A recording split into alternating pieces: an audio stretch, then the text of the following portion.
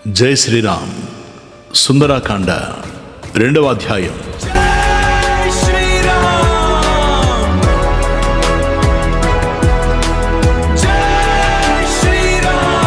పడమటి కొండపై సంజకెంపులు పరుచుకున్నాయి.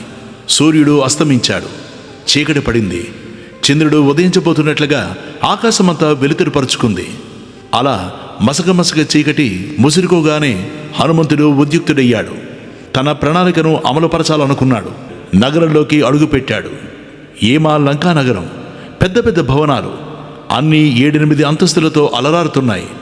అసలే సూక్ష్మ రూపంలో ఉన్న హనుమంతుడికి అవి చాలా ఎత్తుగా కనిపించాయి. అవి మామూలుగా లేవు. ఐశ్వర్యంతో కలకళ్లాడుతున్నాయి. సువర్ణ కాంతులు ఒక పక్క, వజ్ర వైడూర్య కాంతులు మరో పక్క. ఓహ్, ఎంతగా ప్రకాశిస్తున్నాయో చెప్పలేం. అలా ఉన్న ఆ లంకా నగరాన్ని చూస్తుంటే హనుమంతుడికి ఆనందము, విషాదము, విస్మయము ఒకేసారి కలిగాయి. సీతాదేవి జాడ తెలుస్తుందని ఆనందం. ఇంత అందమైన నగరాన్ని కలిగిన రావణుడి తెలివి తక్కువతనానికి విషాదం. ఈ నగరంలో ఇంత ఐశ్వర్యమా అని విస్మయం. ఇంతలో చంద్రుడు ఉదయించాడు. సరస్సులో ఈదుతున్న హంసలా ప్రకాశిస్తూ కనిపించాడు. శంఖంలో ఉన్న తెల్లదనం, తెల్ల తామరతోడు కాంతి, పాలలోని రంగు ఆ చంద్రుడిలో కనిపించాయి హనుమంతుడికి. ఆ వెన్నెల వెల్లిలో లంకానగరంలోని భవనాలన్నీ ఒక్కొక్కటి ఒక్కొక్క శరత్కాల మేఘమా అన్నట్లు ఉంది. అప్పుడు చల్లని గాలి వీచింది.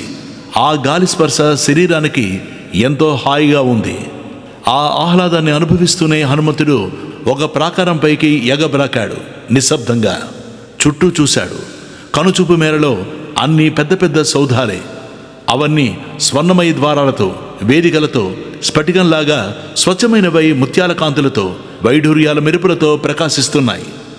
అంత అందమైన భవనాలకు చుట్టూ రాక్షసులు, చేతిలో భయంకరమైన ఆయుధాలు. చూశాడు హనుమంతుడు. కుముదుడు, అంగదుడు, సుషేనుడు, మైందుడు, ద్వివిధుడు మాత్రమే ఈ లంకానగరంలో ప్రవేశించగలరు. ప్రవేశించి ఈ రాక్షసులతో పోరాడగలరు అనుకున్నాడు. ఒకవేళ వీళ్ళు కాకపోతే సూర్యుడి పుత్రుడైన సుగ్రీవుడు, భల్లూకరాజు జాంబవంతుడు, మరో వానరు వీరుడు కుశపరువుడే ఇందుకు సమర్థులు. అయినా శ్రీరాముడు గాని లక్ష్మణుడు గాని ఆగ్రహిస్తే ఈ లంకానగరం ఇలా ఉంటుందా? ఈ రాక్షసులు వాళ్ళ పరాక్రమాన్ని తట్టుకోగలరా అనుకున్నాడు. ఈ ఆలోచన రాగానే హనుమంతుడిలో ఉత్సాహం రెట్టింపయింది. ఇక ఆలస్యం చేయలేదు. ఇంకా లోపలికి ప్రవేశించాడు. అనుకున్నట్లుగానే హనుమంతుడిని చూసింది ఒక రాక్షసి. అది లంకా నగర దేవత, భయంకర రూపిణి. చూసి అడ్డగించింది. భయంకరంగా గర్జిస్తూ, ఓ వానరా, ఎవరు నువ్వు అని హనుమంతుడిని గద్దించింది. హనుమంతుడు తొణకలేదు. అంతకన్నా ధైర్యంగా, ముందు నువ్వెవరవో చెప్పు. ఇక్కడ ఈ నగర ద్వారం వద్ద ఎందుకున్నావు? నన్నెందుకు అడ్డగించి బెదిరిస్తున్నావు అని హుంకరించాడు. అందుక రాక్షసి, వానరా, నేను లంకాది దేవతను. రావణుడి ఆజ్ఞ నన్ను లంకను కాపలా కాయమని కాస్తున్నాను. నా అనుమతి లేకుండా ఎవ్వరూ లోపలికి ప్రవేశించకూడదు. నువ్వు ప్రవేశించావు కాబట్టి ఇప్పుడు నా చేతిలో నీకు మూడింది, కాచుకో అంటూ ఆ లంకాది దేవత హనుమంతుడిపై కోపంతో విరుచుకుపడింది. అప్పుడు హనుమంతుడు ఇలా ధీటుగా లౌక్యంగా సమాధానం చెప్పాడు. ఈ లంకానగరం చాలా అందంగా ఉంది. ఇంత సుందర నగరంలో ఎక్కడ చూసినా ఉద్యానవనాలు, తీర్చిదిద్దినట్లు రహదారులు, రమణీయమైన భవనాలు ఇంకా అందంగా ఉన్నాయి. వీటన్నిటిని చూసి ఆనందించడానికి వచ్చాను. అంతే, చూసి వెళ్ళిపోతాను అన్నాడు. అయితే ఆ మాటల్ని నమ్మలేదు ఆ రాక్షసి. అలాగా, చూస్తావా? ఇక్కడ అందాలు ఏది చూడు. నా అనుమతి లేకుండా నువ్వు ఒక అడుగు కూడా వెయ్యలేవు, తెలిసిందా? నా అనుమతి నీకు కావాలంటే ముందు నన్ను జయించాలి వానరా అంటూనే చెయ్యెత్తి హనుమంతుడిని బలంగా కొట్టింది. హనుమంతుడికి కోపం కట్టలు తెంచుకుంది. ఎడం చేత్తోనే పిడికిలు బిగించి ఒక్క పోటు పొడిచాడు.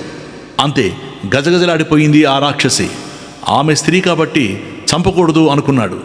జాలిపడి విడిచిపెట్టాడు. అప్పుడు ఆ రాక్షసి దీనంగా, ఓ వానరోత్తమ, శరణు శరణు, నన్ను అనుగ్రహించు.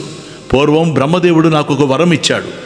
ఎప్పుడైతే ఒక వానర యోధుడు వచ్చి నన్ను గెలుస్తాడో అప్పుడు లంకకు చేటొస్తుందని, అప్పటిదాకా లంకకు తిరుగులేదని, అంతేకాదు సీతాదేవి లాంటి పరమసాధ్విని రావణుడు అపహరించి చాలా తప్పు చేశాడు. పుష్పక విమానంలో మదించి ఉన్మత్తుడై విహరిస్తూ ఒకసారి శివుడు అంతరంగికుడైన నందీశ్వరుణ్ణి అవమానించాడు. చేసుకున్న వాడికి చేసుకున్నంత. ఇవన్నీ ఊరికే పోతాయా?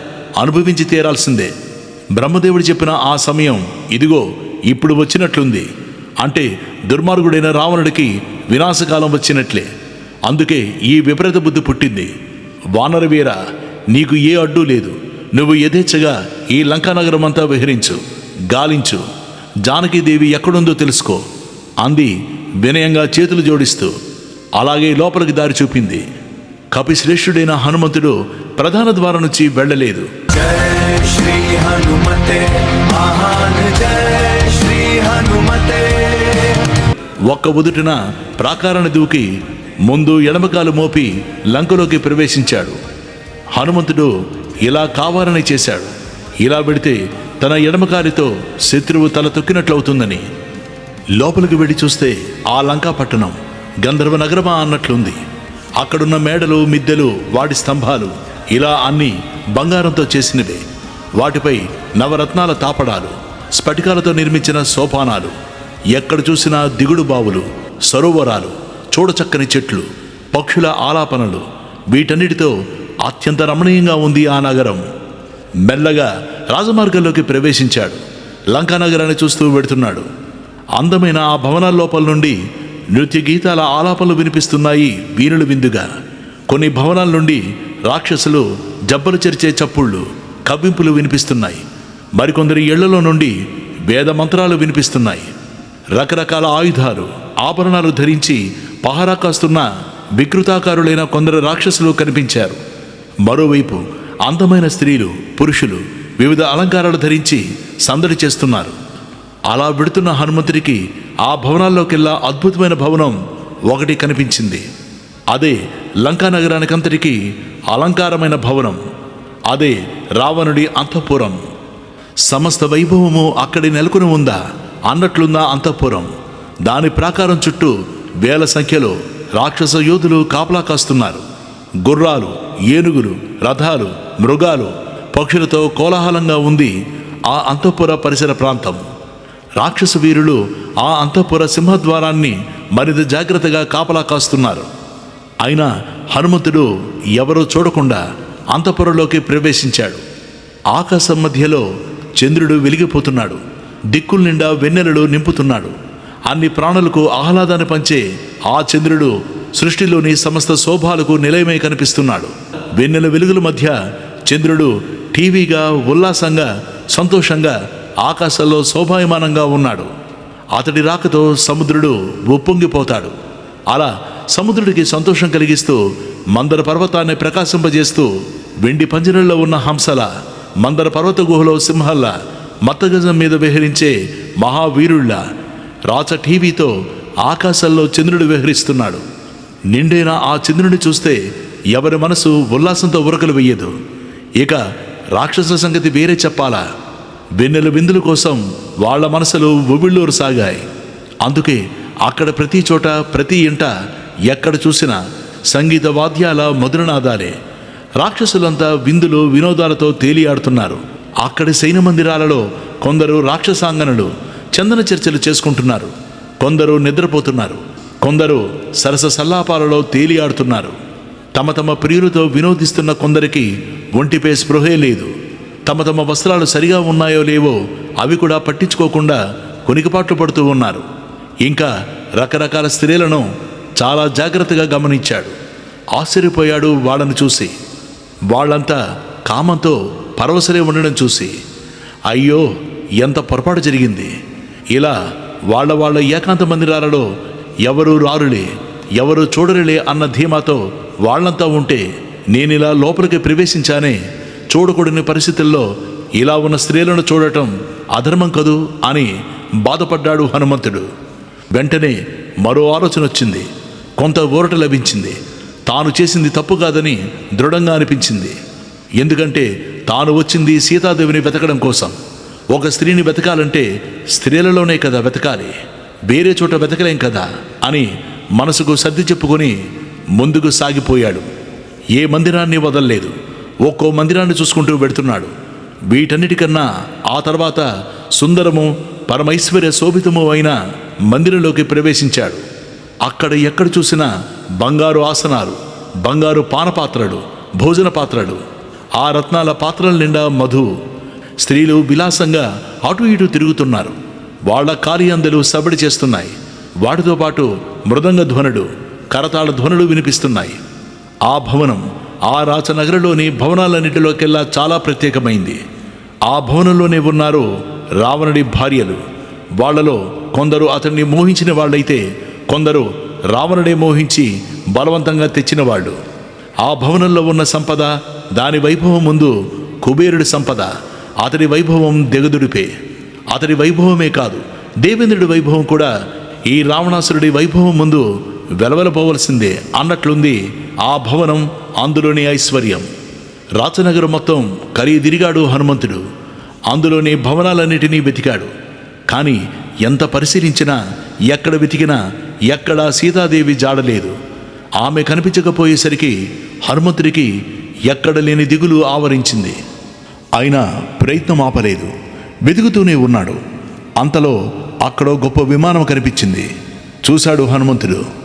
అదే పుష్పక విమానం. ఆ పుష్పకంపై నవరత్నాలతో చేసిన పక్షుల బొమ్మలు రకరకాలుగా ఉన్నాయి. చాలా అందంగా ఉంది, వింతగానూ ఉంది, ఆశ్చర్యం కలిగించేలా ఉంది. చూస్తున్నాడు హనుమంతుడు. ఈ పుష్పక విమానమంతా అంగుళం కూడా వదలకుండా వెతికి చూడాలని నిశ్చయించుకున్నాడు. పూర్వం విశ్వకర్మ తయారు చేశాడు ఈ పుష్పకాన్ని. తన శిల్పకళ నైపుణ్యమంతా రంగరించి ఈ పుష్పక విమానం నిర్మించాడు. దానిని బ్రహ్మదేవుడికి కానుగ్గా ఇచ్చాడు. ఒకసారి కుబేరుడు ఘోరమైన తపస్సు చేసి బ్రహ్మదేవుడిని మెప్పించాడు. అందుకు ఆనందించి బ్రహ్మదేవుడే ఈ విమానాన్ని కుబేరుడికి బహుకరించాడు. అయితే కొంతకాలం తర్వాత కుబేరుడితో యుద్ధం చేసి మరీ ఈ పుష్పక విమానాన్ని సొంతం చేసుకున్నాడు రావణుడు. అలా రావణుడి ద్వారా లంకకు చేరింది ఈ పుష్పకం. హనుమంతుడు ఆ దివ్య భవనంలో అంతటా వెతుకుతూ ఆశ్చర్యపోయాడు. ఒక్క క్షణం అతడు లంకలో ఉన్నాడో లేక దేవలోకంలో ఇంద్రుడి పట్టణమైన అమరావతిలో ఉన్నాడో అర్థం కాలేదు.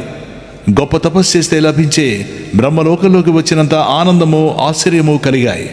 అది కాంచన విమానం. రత్నకాంతులు మినిమిట్లు గొలుపుతున్నాయి. రావణాసురుడి బల పరాక్రమాలకు అనురూపంగా ఉంది. భూమికి దిగిన స్వర్గంలా ఉంది. ఆ విమానంలో శ్రద్ధాభక్తులతో నిర్మించబడిన అంశం లేదు. రత్నాలు పొదగబడిన భాగం లేదు. అందులో ఉన్న విశేషాలు దేవతలకు కూడా కొత్తవే. ఏదో ఒక గొప్ప విశేషం లేని చోటే లేదు. బాల సూర్యబింబంలాగా ప్రకాశిస్తున్న ఆ పుష్పక విమానంలో కృత్రిమ భూమి, కృత్రిమ పర్వతాలు, కృత్రిమ మృగపక్షి రూపాలు కన్నులు పండువుగా ఉన్నాయి. విశాలమైన వాసయోగ్యమైన గదులున్నాయి. మణులు పొదిగిన బంగారు కిటికీలు ఉన్నాయి. అద్భుత ఆశ్చర్యాలకు లోనై హనుమంతుడు ఆ విమాన శిఖరం అధిరోహించాడు. మధ్య మాంసాల సుగంధం గుప్పుమంది.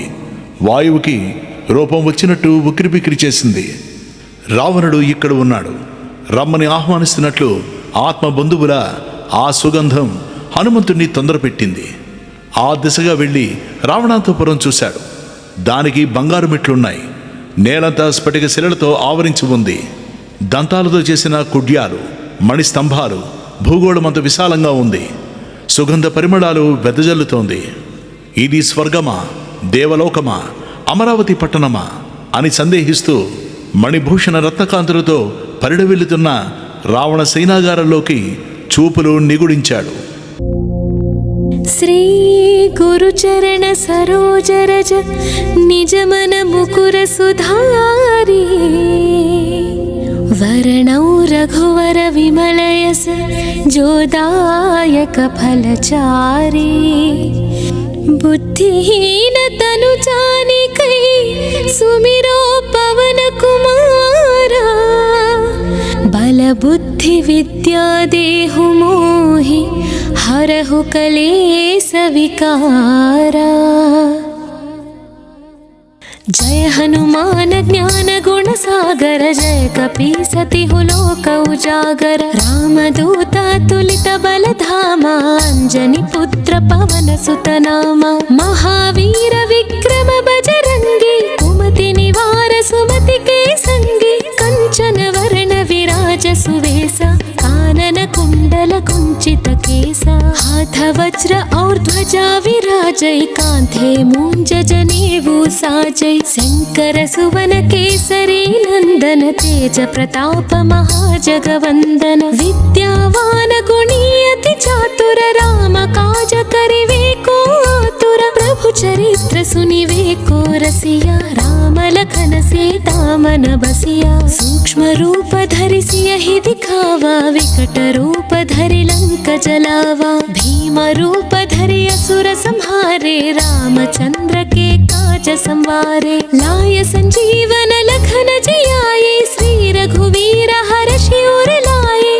रघुपति कीन्ही बहुत बड़ाई तुम मम प्रिय भरता सम भाई सहस वदन तुम्हरो यस गावै अस कहि श्रीपति कंठ लगावै सनकादिक ब्रह्मादि मुनीसा नारद सारद सहित अहिसा यम कुबेर दिगपाल जहांते कवि कोविद कहि सके कहांते तुम उपकार सुग्रीव ही कीन्हा राम मिलाय राजपद दीन्हा तुम्हरो मंत्र विभीषण माना लंकेश्वर भय सब जग जाना युग सहस्र योजन पर भानु लील्यो ताहि मधुर फल जानु प्रभु मुद्रिका मेलि मुख माहि जलधि लांघि गए अचरज नाही दुर्गम काज जगत के जेते सुगम अनुग्रह तुम्हरे तेते राम दुआरे तुम रखवारे होत न आज्ञा बिनु पैसारे सब सुख लहै तुम्हारी शरण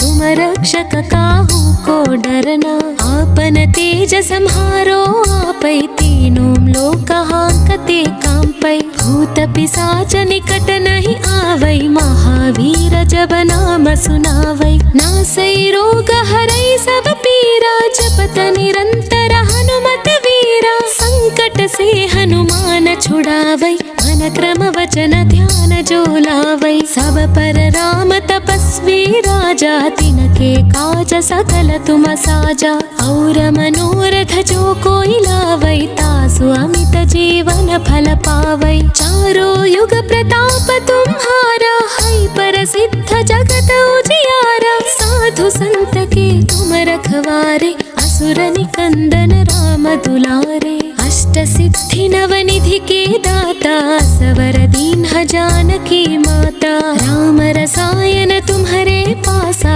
सदा रहो रघुपति के दासा तुम्हारे भजन राम को पावै जन्म जन्म के दुख बिसरावै अंत काल रघुपति पुर जाई जहाँ जन्म हरि भक्त कहाई और देवता चित्तन धरई हनुमत से सर्व सुख करई संकट हटई मिटई सब पीरा जो सुमिरई हनुमत बलवीरा जय जय जय हनुमान गोसाई कृपा करो गुरुदेव की नाई यह सतवार पाठ कर कोई छूट ही बंदी महासुख होई जो यह पढ़े हनुमान चालीसा होय सिद्धि साखी गौरीसा तुलसीदास सदा हरि चेरा की जय नाथ हृदय महडेरा पवन तनय संकट हरण मंगल मूर्ति रूप राम लखन सीता सहिता